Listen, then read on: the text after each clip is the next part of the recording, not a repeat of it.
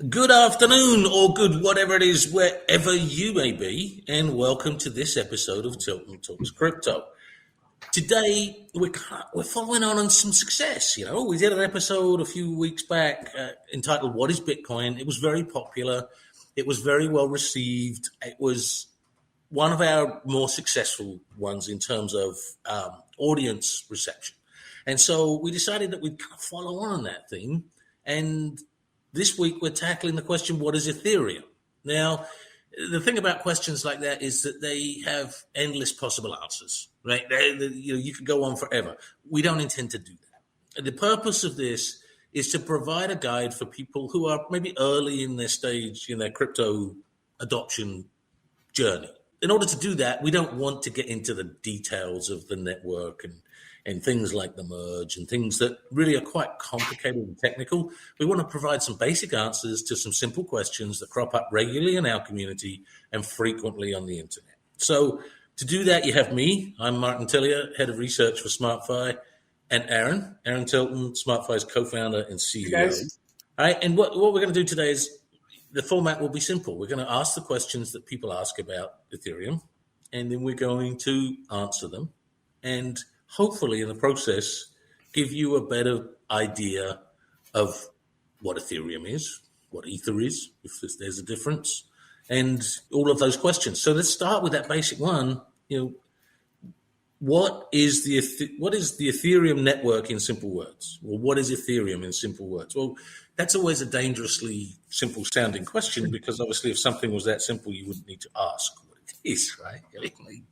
Okay, what is it? It's ABC, but it's not quite that simple. But the best analogy I've come across is that, you see, Ethereum is the name of the technology behind Ether and the whole Ethereum network, if you like. And so you can think of it in terms of the word internet. The internet is the technology behind the web, right? And well, similarly, Ethereum is the technology behind Ether and behind the whole network. It is a network, and a technology, and all of those things rolled into one. But primarily, it's a platform for development of a huge variety of different applications. Smart contracts, altcoins, other tokens, a lot of those things are built on the Ethereum network or on an offshoot of it. So it's a basic network. The follow on from that is, what's Ether, or ETH, or ETH? It's sometimes often abbreviated to. And the currency abbreviation is ETH.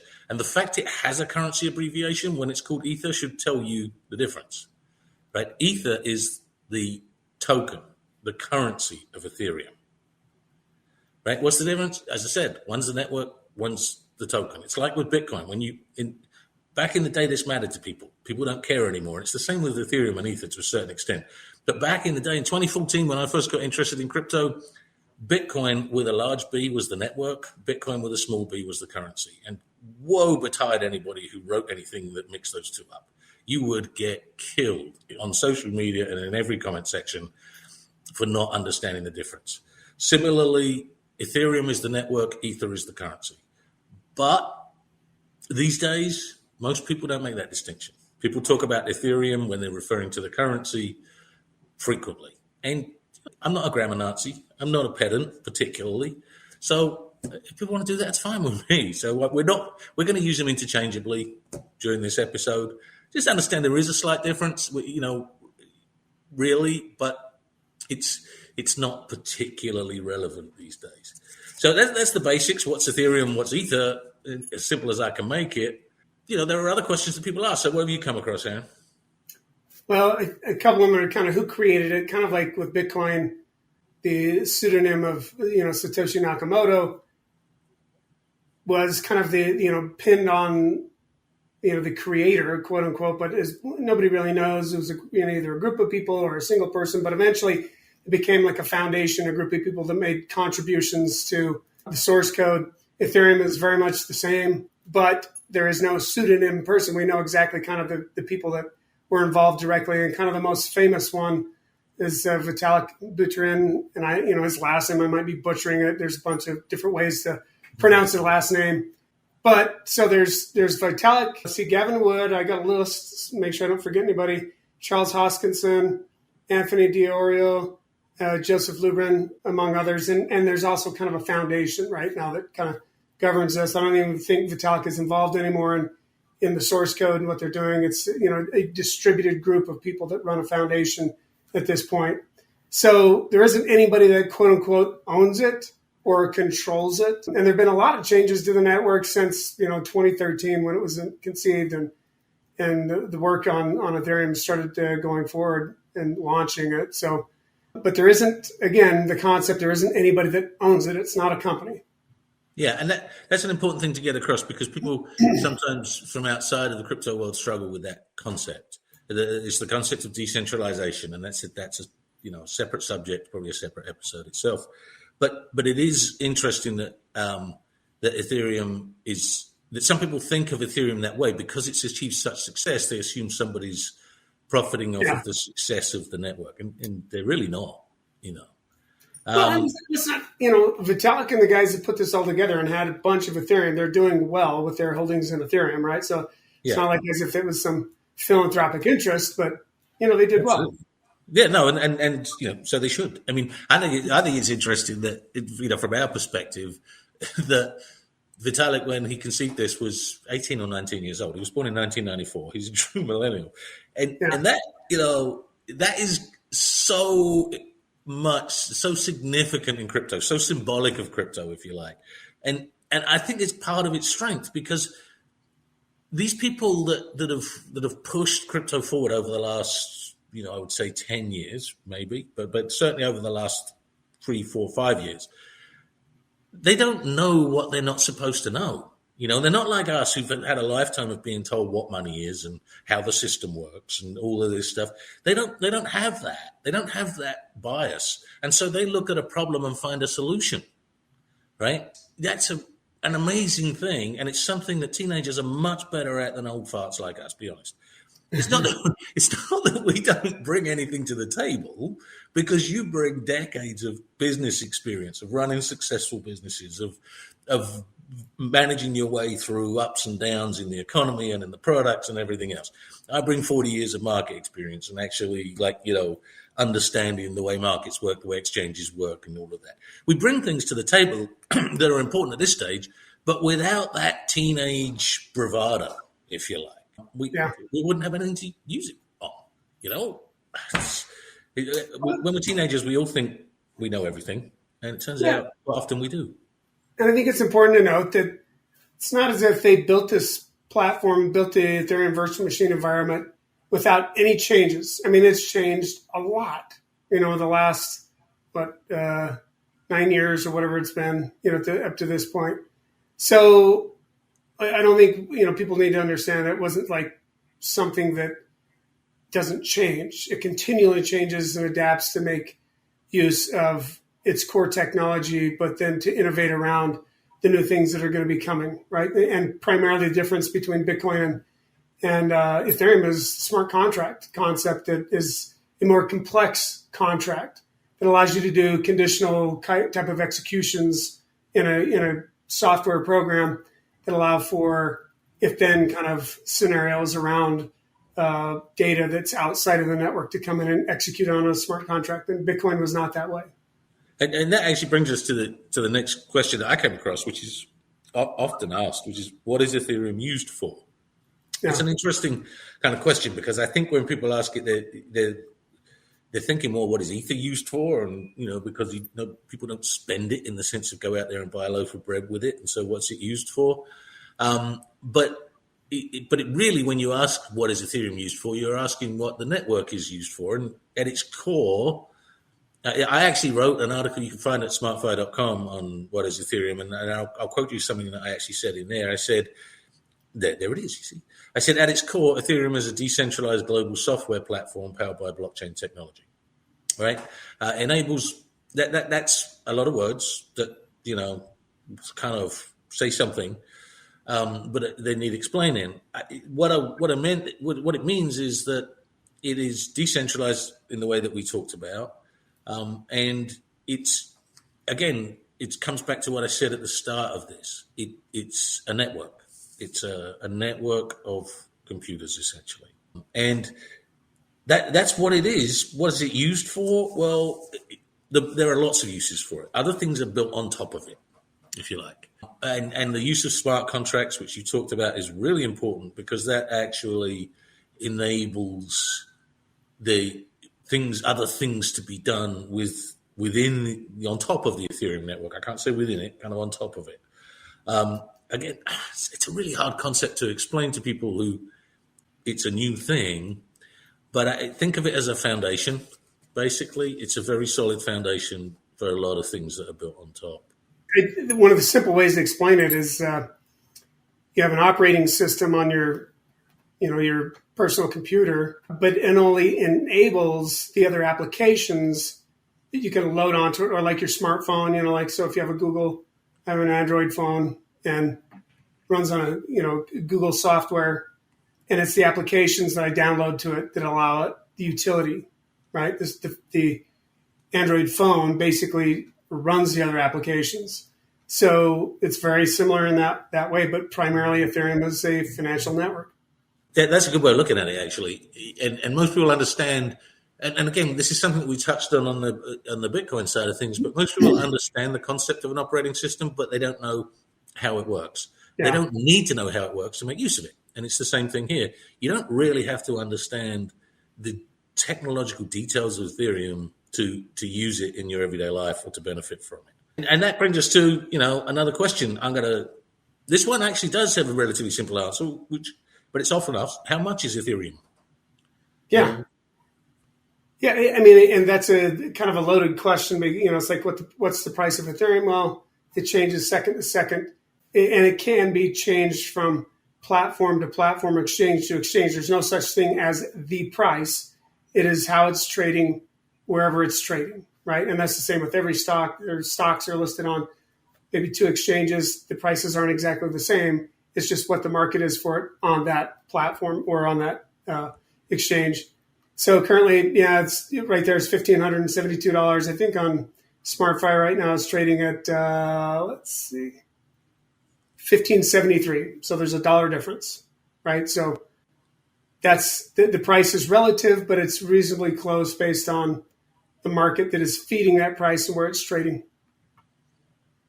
Yeah, and this is the thing. Something that I think some people don't really get about markets and kind of is that secondary markets exist outside of, the Ethereum Foundation doesn't control the secondary market in Ether. SmartFi doesn't control the secondary market in SMTF. The secondary market is the product of like a kind of conventional wisdom, if you like.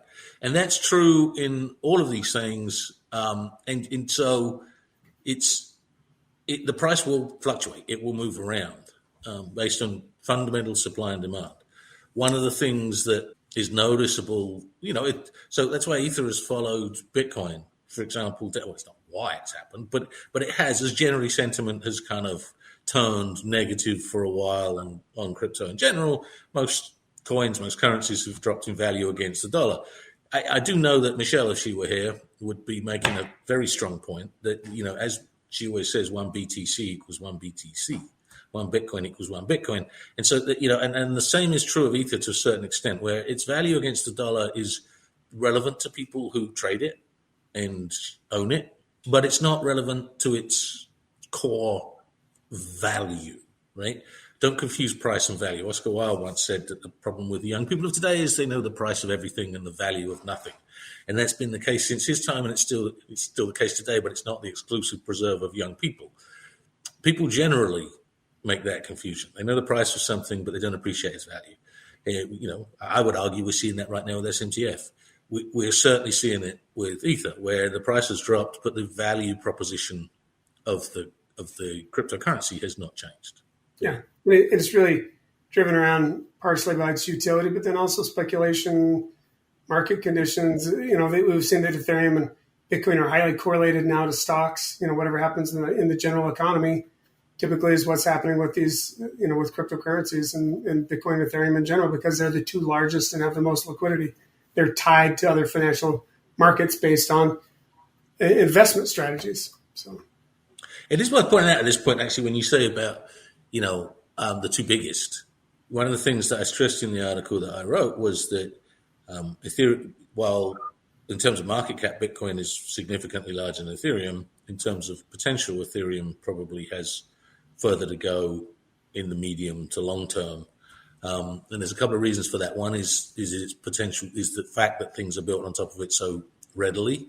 And so it's used as a base for a lot of things. But secondly, also, while there can only ever be a set number of Bitcoin in existence because of the computer protocols that formed it, with Ether, what's limited is the issuance per year, because Ether rewards work on the network, and so at some point or another there will be enough Ether that, even given the price differential between Bitcoin and Ether per unit, probably Ethereum will become bigger than Bitcoin in terms of total value out there in the globe. That's kind of, Bitcoiners don't like that much, but it's going to happen. Yeah, people are like, no, everybody has their opinion. Yeah. Yeah. So that kind of does get us down to, I was talking about Ether being, a reward for work on the network or whatever, kind of gets us to the next question, which is, people often ask, how does Ethereum make money? Now, again, this is one of those questions that crops up on the internet or in a community setting where you're talking about these things, that really has two meanings. I think what most people mean by it is, how can I make money with Ether? Which is a different, you talked about speculative protocols and this, that, and the other, and trading protocols, and yes, that's the way you do make money with it. Or you can hodl it, you can hold it for a long period of time and maybe dollar cost average into it, and like you can with most cryptos, and that's a viable, proven strategy. The other side of that question is, I think some people say, how does Ethereum make money? Meaning, how does the foundation make money? Or they think of Ethereum as a company.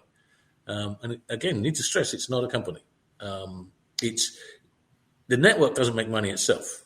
It helps its users make money. Yeah, it's an important distinction. And there are a lot of users, right? And that's something you came across, Aaron, one of the questions that you came across, I know.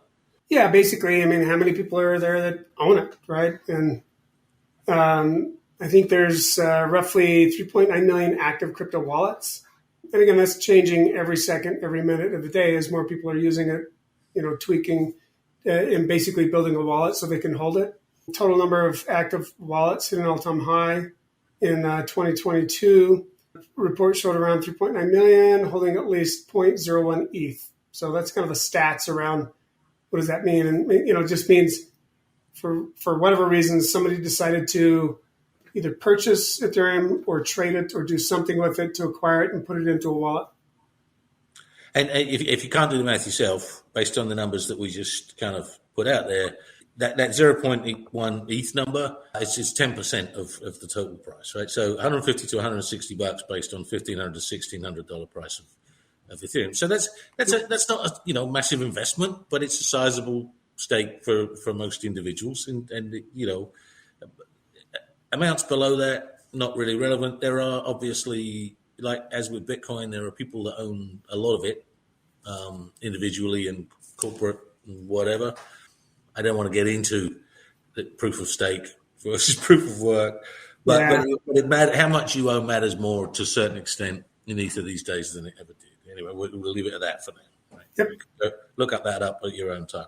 This is a question I've actually been asked a few times. What's better, Ether or Bitcoin? Well, depends on what you want to do. They're different. Yeah.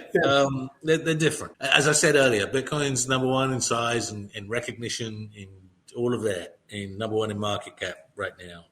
By that, I mean the total value of all of the Bitcoin out there is the highest of any cryptocurrency or anything else. I actually believe that the Ethereum network will grow beyond what Bitcoin can do in its current state, because for various reasons. And again, we're not going to get into the technicalities of that, but it's a matter of what you want, as you said. If you're looking for something that's spendable, that's a store of value, that's transferable, hey, Bitcoin. If you're looking for something that has practical utility, then you're probably more looking at Ethereum. Would you agree with that? Yeah, I mean, there's always the first to market, first mover advantage kind of things that Bitcoin has, in terms of liquidity and familiarity and all these things. So it's going to be interesting, and there are a lot of innovations going on, at the higher level layers for Bitcoin. You got the Lightning Network, you got other things that people are doing to make it more Ethereum like, right, and get the payment times down for mining. There's all those other things. So it'll be interesting, but it's definitely becoming. There's a divergence between the two technologies. Ethereum was essentially a fork of Bitcoin, and now there's a massive divergence between the two and changes in that structure that are fundamental. So it'll it's kind of a race to see what's going to happen and who's what foundation and what applications are going to be the first to make real inroads into the real world, so that whether Bitcoin and Ethereum become utilized in the analog world, right, in the real world. So we'll see. Yeah, it comes down to two things we touched on earlier, really. That kind of, you talked about the dynamism, I guess is the right word for it, of Ethereum, how it is constantly evolving. That's one thing, and it also comes down to the thing that I talked about earlier, where the people who are interested in it and involved in it don't know the boundaries that they are supposed to have, and so they don't observe them. And that's a really good, really, really good thing. I can't tell you how much it's a good thing. There's another question that we came across more online and we get asked, because for members of our community it's pretty obvious. But where can I buy Ether? Where can I buy Ethereum? You hear that question all the time. For us, I said the answer is obvious. You go to the smart exchange, right? Yeah. There are other exchanges you can use. We should say that, I guess. But you go to an exchange where you exchange one currency for another. Well, that currency might be US dollars or euros or whatever. It might be Tether, USDT. It might be, like a stable coin. It could be a number of things. And you exchange one for another. That's why it's called an exchange. Two types of crypto exchanges relevant in the crypto world: centralized and decentralized. I don't want to go too much into the difference. In fact, I don't want to go into it at all, because it really is not that important in the context of where can you buy Ether. If you want to find out more about it, there is educational material available at smartfi.com that I myself wrote, so I happen to think it's pretty good. I would suggest you go there, check out the library there, and find out what you need to know. We move on. Once you've bought it, there's actually another question that people ask as to what they can do with it, right? Yeah, and there again, this thing called staking, right? Or basically you're putting to use somewhere else, where you're putting value onto a protocol or another software protocol. It could be an exchange, it could be a liquidity pool, it could be a lot of these things around trading, or it could be actually the network itself you can stake. And so that's the way that you could utilize the asset and basically get a reward for putting it somewhere or storing it somewhere that then provides value to another network and gives that network value.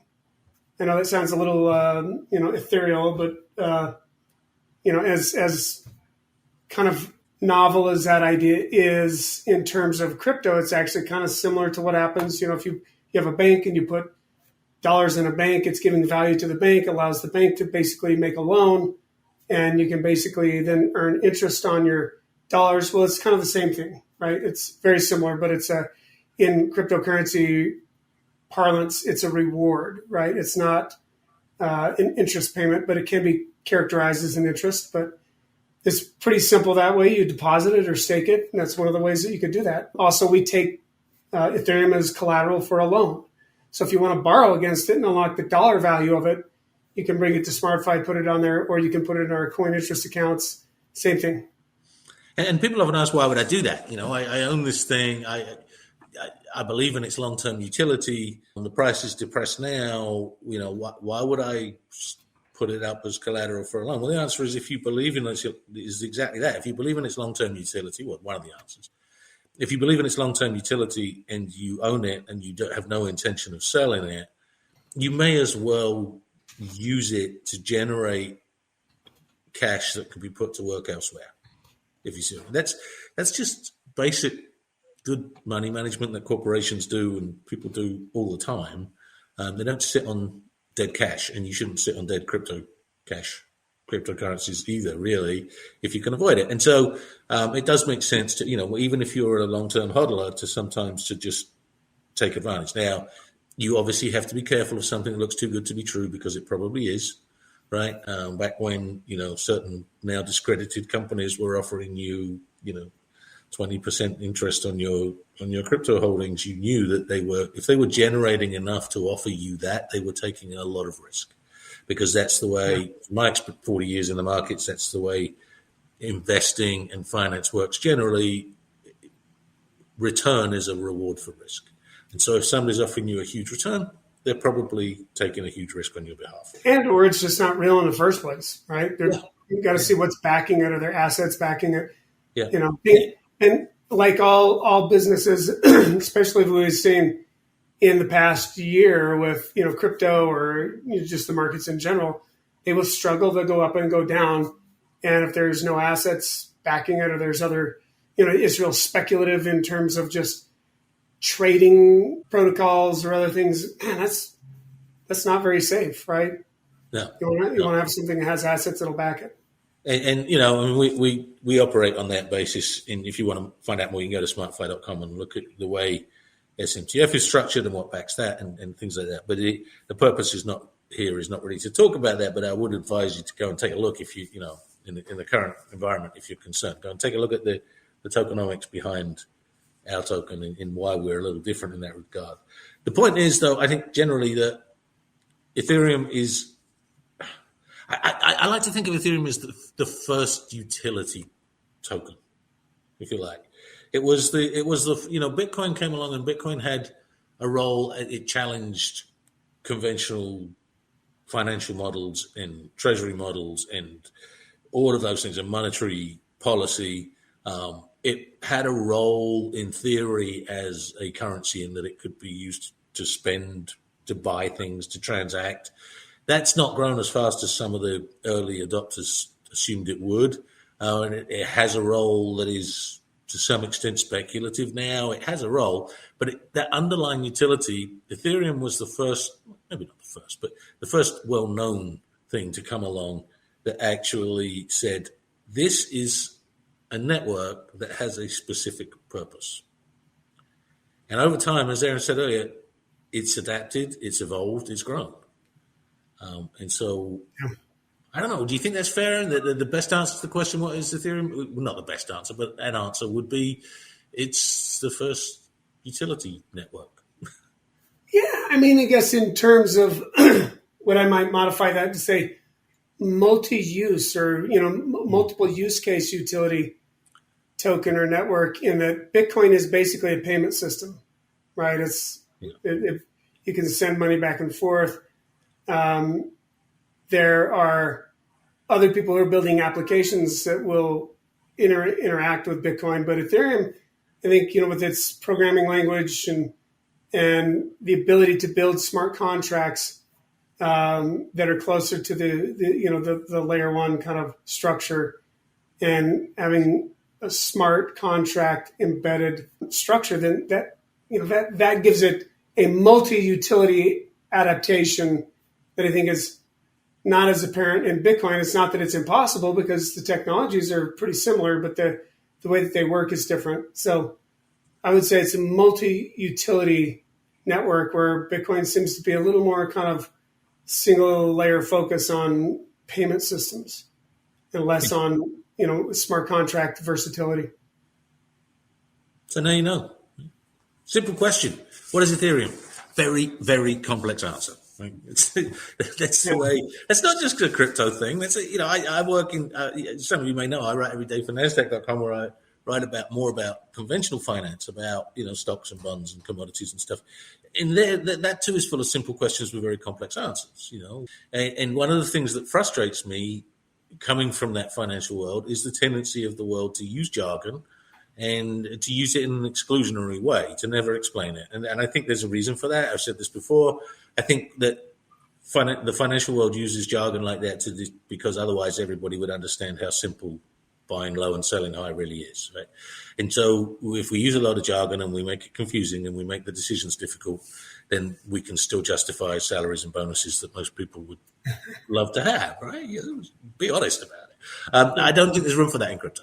I really don't, because I think that the whole point of crypto is that it's about decentralization. It's about democratization of monetary policy and finance. So we try and explain, and that's what we've done today. We've tried to explain. If you still have questions, hey, you've been firing them away.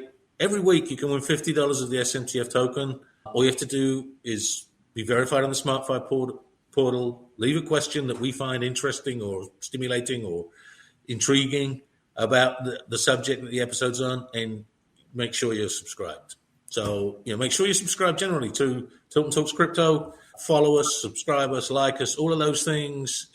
We love it when you do. And we will be back next time with another episode of Tilton Talks Crypto. Until then, see ya. Thank you.